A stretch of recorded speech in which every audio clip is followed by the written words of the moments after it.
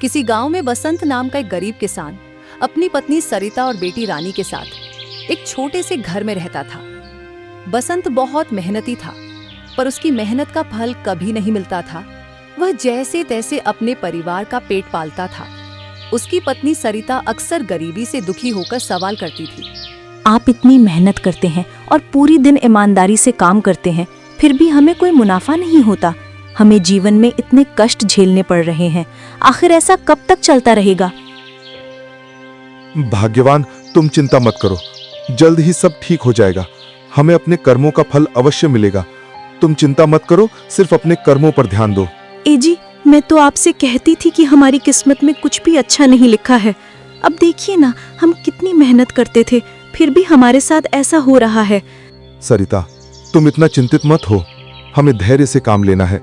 अगर हम सब्र करेंगे तो हमें फल भी अच्छा मिलेगा। बसंत एक बहुत ही नेक इंसान था। वह ईमानदार था और गांव में सबकी मदद करता था, इसलिए गांव के लोग उसे बहुत मानते थे।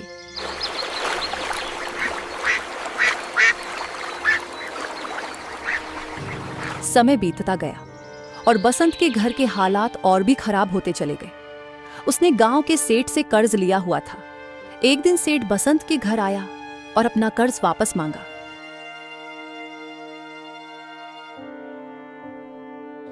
क्या हाल चाल है बसंत?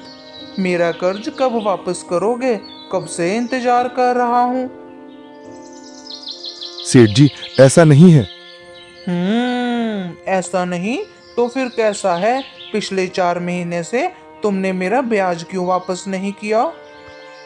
सेठ जी, अभी हमारे पास पैसों की तंगी चल रही है, इसलिए मैं आपको ब्याज नहीं दे पाया।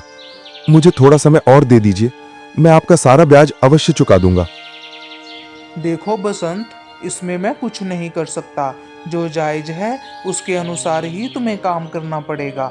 मैं तुम्हें 1 महीने का समय देता हूँ। तुम मेरा 4 महीने का ब्याज वापस कर देना, नहीं तो मैं तुम्हारी जमीन रख लूंगा।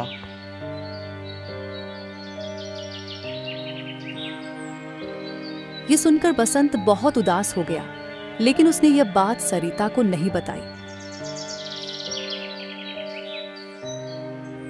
अगले दिन से बसंत ने खेतों में और भी ज्यादा मेहनत की, लेकिन कोई फायदा नहीं हुआ।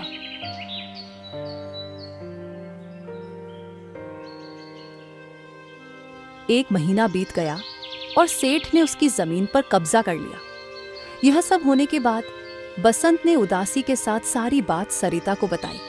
हमारे पास तो एक ही जमीन थी, अब वो भी नहीं रही। अब हम भला क्या करेंगे? हम किस तरह अपना गुजारा करेंगे? भाग्यवान, तुम चिंता मत करो, सब ठीक हो जाएगा।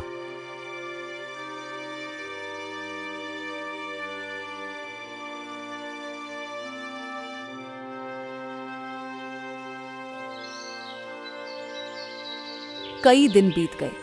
बसंत अब दूसरों के खेतों में काम करने लगा। एक दिन जब वह एक जमींदार के खेत में काम कर रहा था, तो उसे वहां एक चिड़िया दिखी जो जख्मी थी।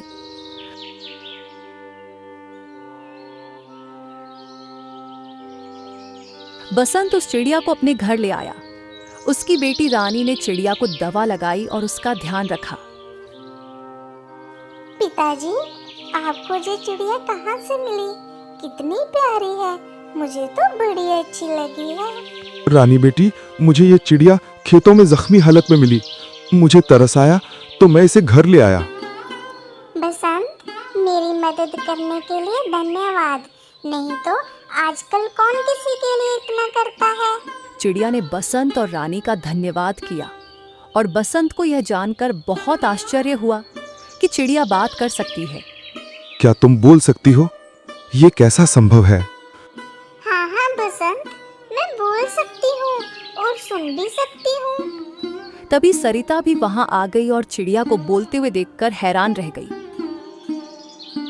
सुनो बसंत, मैं कोई आम चिड़िया नहीं हूँ, मैं बहुत खास हूँ और जादुई चिड़िया हूँ। तुमने मेरी इतनी मदद की है, इसलिए मैं तुम्हारे लिए कुछ भी कर सकती हूँ। तुम मांगो जो मुझसे मांगना चाहते हो। नहीं चिड़िया, मुझे कुछ नहीं चाहिए तुमसे। मेरी एक इच्छा है, हमारी गरीबी दूर कर दो। मैं चाहती हूँ मेरे माता पिता और मैं धनी हो जाऊँ। हाँ, हम भी धनी होना चाहते हैं जादुई चिड़िया। पलक झपकते ही उनके सामने एक मटका आ गया जो सोने के सिक्कों से भरा था। सरिता खुशी से चिल्लाई। अरे वाह, इस मटके में तो बहुत सारे सोने के सिक्के हैं। अब तो हम बहुत धनी हो गए। अब बसंत और सरिता बहुत अमीर हो गए। ए जी, क्यों ना आप सेठ जी को पूरा पैसा लौटाकर अपनी जमीन वापस ले ले। हाँ सरिता, तुमने ये बात बिल्कुल सही बोली है। अब हमें सेठ के सारे पैसे दे देने चाहिए।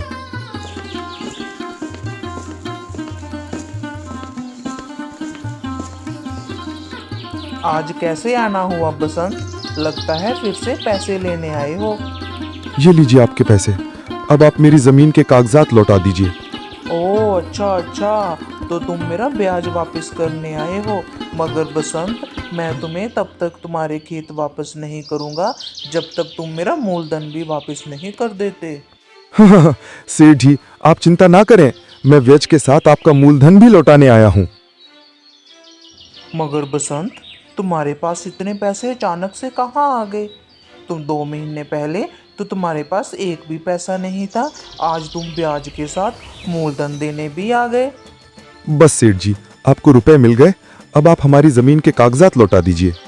सरिता ने सेठ का सारा कर्ज चुकाया और अपनी जमीन वापस ले ली।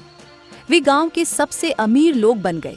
सरिता की लालच बढ़ती गई और वह चिड़िया से और सोना मांगती रहती थी। वे दोनों धन के लालच में अंधे हो गए और गांव वालों से बुरा व्यवहार करने लगे।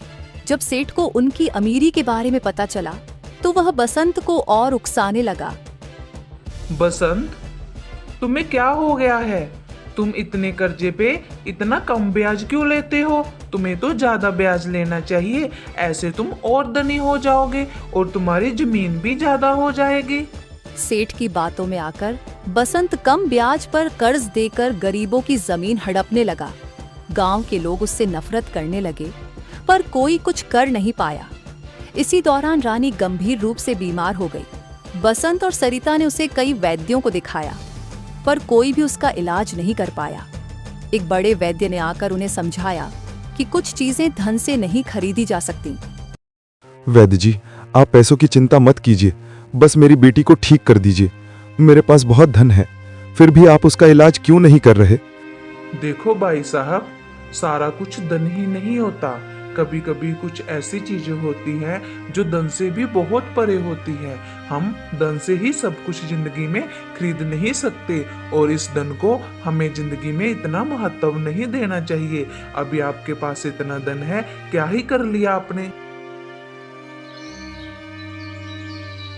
हमारी बेटी को किसकी नजर लग गई? इसका इलाज कहीं नहीं हो रहा।